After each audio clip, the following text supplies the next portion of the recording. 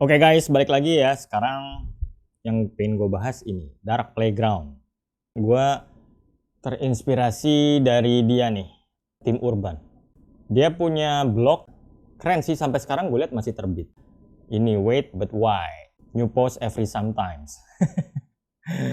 Postingan baru setiap kapan-kapan gitu ya, kadang-kadang. Dan salah satu postingan blognya ya ada yang sangat menarik yang dia bawakan di TED Talk ya. Waktu di TED Talk dia bicara mengenai procrastination atau orang yang suka nunda-nunda. Nah ini terkait dengan pikiran seseorang. Memang pikiran seseorang ini jebakannya. Kalau kita bisa menaklukkannya itu bisa jadi teman ya. Tapi kalau kita gagal menaklukkannya, ini juga bisa musuh terbesar kita. Kenapa? Karena kalau yang dia nih, khusus di dia, di presentasinya dia bilang begini ya. Jadi di otak kita tuh ada rational decision maker. Selalu suka yang make sense ya, yang ngerasa udah dewasa. Terus berpikirnya lebih jangka panjang gitu ya. Gue mau ini di masa depan mau ini, ada rencana A, B, C gitu-gitu. Tapi nggak cuma ada dia ya, ada juga namanya ini. Ya, gratification monkey. Ya, jadi instant gratification monkey ini biasanya maunya yang lebih gampang dan berpikir jangka pendek. Sukanya yang easy and fun. Pokoknya apapun yang sifatnya mudah dilakukan ya, terus bisa menyenangkan kita tuh. Nah, si monkey ini sukanya ke situ gitu. Jadi ya, misalnya kita berpikir, wah ini saat yang tepat nih untuk ngerjain A gitu. Atau untuk bikin video baru, untuk bikin gambar baru, desain baru, apapun lah, whatever yang teman-teman lakukan ya sesuai profesinya. Nah biasanya saat udah punya rencana atau planning seperti itu, si monkey ini akan mengganggu gitu. Kalau ibaratnya kita nakoda kapal ya, dia akan perlahan mendekati setir kapalnya itu. Dan mengarahkan kita ke sesuatu yang sifatnya tadi ya, mudah dan menyenangkan. Nah misalnya ini ya, coba cek Shopee dulu deh. Kali aja ada promo. Di Shopee nggak ada promo, coba di Tokopedia deh ya. Kayaknya ada promo nih. Nah gitu-gitu tuh dia suka banget ya. Dan kalau dibiarkan lama-lama dia makin parah ya. Kita dibawa ke hal-hal yang mungkin nggak ada kaitannya dengan planning kita di awal gitu loh. Yang udah kita niat untuk seriusin. Ya misalnya nonton YouTube. Terus ada trailer bagus atau ada video ya yang mudah dan menyenangkan, kita kemudian jadi mantangin di situ. Dan pada akhirnya si monkey ini bisa mengambil alih totally ya roda kemudi dari kapal kita gitu. Mulai deh yang gampang-gampang mulai dilakukan gitu, dan rencana kita yang awalnya mau dilakukan jadi berantakan. Ya bisa ke Facebook, bisa ke Instagram, bisa LinkedIn atau segala macam medsos lainnya kayak TikTok ya yang penuh dengan hiburan. Ya begitulah. Apapun yang mudah dan menyenangkan tapi sebetulnya ada hal yang mengerikan ya, ada yang gelap di balik itu Tim Urban menyebutnya sebagai dark playground. Disebut dark karena memang ada rasa bersalah gitu ya saat kita melakukan apa yang diturutin oleh si monkey ini. Ada kesenangan yang semu gitu, yang seharusnya kita nggak nurutin itu gitu, karena ada kerjaan di belakang kita gitu ya. Kesannya aman padahal palsu gitu. Lu kalau deadline-nya nggak kena kan bisa diomelin atasan, diomelin klien gitu ya. Jadi rasa amannya tuh palsu. Terus tanpa terasa gitu ya, waktu jadi habis terbuang percuma. Dengan progres kerjaan kita yang awalnya bisa lebih banyak, jadi lebih sedikit. Jadi dia maunya memang si monkey ini main. Apapun lah ya. Sampai kapan? Biasanya sampai ada panic monster datang menurut dia. Nah panic monster ini bisa berupa, kalau kalian karyawan ya bisa berupa bos lo datang nanya kerjaan lo mana, mana kerjaan yang gue minta tadi. Nah itu udah panic monster tuh. Atau klien lo yang tahu-tahu nelpon minta hasil desainnya mana gitu ya, atau hasil requestnya dia mana. Atau mahasiswa ya tahu-tahu udah deadline gitu ya, padahal besok dikumpulin, dosen akan nanyain. Nah itu bisa menjadi wujud panic monster ini. Dan si monkey kemana? Ya kabur dia, nggak tanggung jawab. Akhirnya pikiran kita yang long term, yang decision maker, yang logis, itu yang kemudian bertanggung jawab. Akhirnya dari alasan gitu ya, ini mas kepepet, ini bos, ini. Nah kayak gitu tuh, ya itu akibat dari kita bermain di dark playground. Dan lucunya kadang panic monster inilah yang bisa memaksa seorang jadi sakti. Bisa melawan rasa lelahnya ya. Tahu-tahu semalam kelar buat tugas besok, atau tahu-tahu dalam waktu berapa jam bisa kelar gitu-gitu tuh sering terjadi seperti itu ya. Jadi lucu juga sih ya analogi dari si tim urban ini ya. Kalau di blognya sih dia sudah menerbitkan 2 buku kalau nggak salah ya. Dan tokoh-tokoh kayak Panic Monster sama Monkey ini dia bikin boneka ya dijual gitu. Ada kok di websitenya. Nah, dalam beberapa kondisi ada kasus di mana Panic Monster nih nggak nongol. Kasus kayak apa?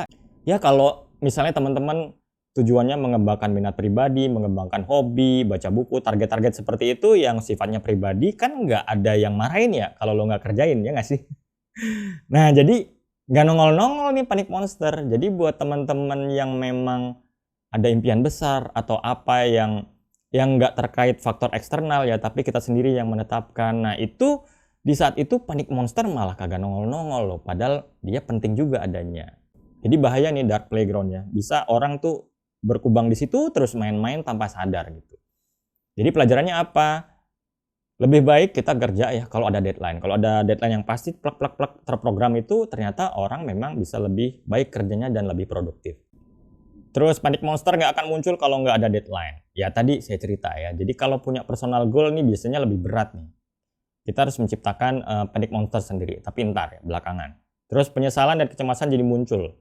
Ya nyesel akhirnya main di situ kok gue nggak kelar-kelar ya, kok kerjaanku jelek-jelek ya. Karena ya ini kerja nunggu si Panic Monster dan kita ngikutin si Monkey ini ya. Terus banyak orang jadi tidak mulai apapun untuk personal goal-nya kalau nggak punya deadline. Memang sih banyak kok ya kejadian ngawang-ngawang aja. Mungkin saya juga termasuk gitu karena gue udah lama merencanakan ya dari dulu pengen banget punya channel YouTube yang berbicara tentang kreativitas. Tapi ya mungkin gara-gara ini ya nggak ada deadline gitu. Gue nggak netapin deadline gitu yang pasti kapan gue harus mulai buat, terus kapan harus terbitnya ya seminggu berapa kali itu gue nggak punya target. Akhirnya ketunda dan baru mulai November kemarin. Oke, terus jadi si tim itu juga mengasih beberapa tips yang melawan penundaan itu, procrastination. Sadari bahwa semua yang kita lakukan adalah pilihan. Jadi kita mau milih ke Shopee, ke Tokopedia, atau main ke dark playground tadi ya itu sebenarnya pilihan kita secara sadar gitu. Cuman kadang kita nggak sadar sih, gimana ya.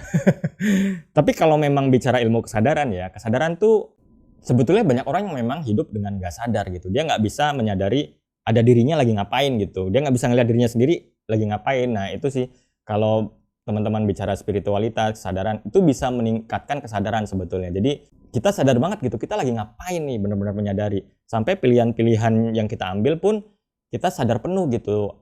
Akibatnya apa gitu ya. Ya ini topik yang luas sih kalau kesadaran ya. Terus yang kedua, deadline kecil dan lambat sedikit nggak apa-apa. Yang penting progresnya stabil. Misalnya 1 halaman komik 1 hari, 5 halaman baca buku 1 hari, 1 gambar 1 hari. Asal stabil itu nggak apa-apa banget, dia bilang kayak gitu. Terus selanjutnya minimalisir distraksi.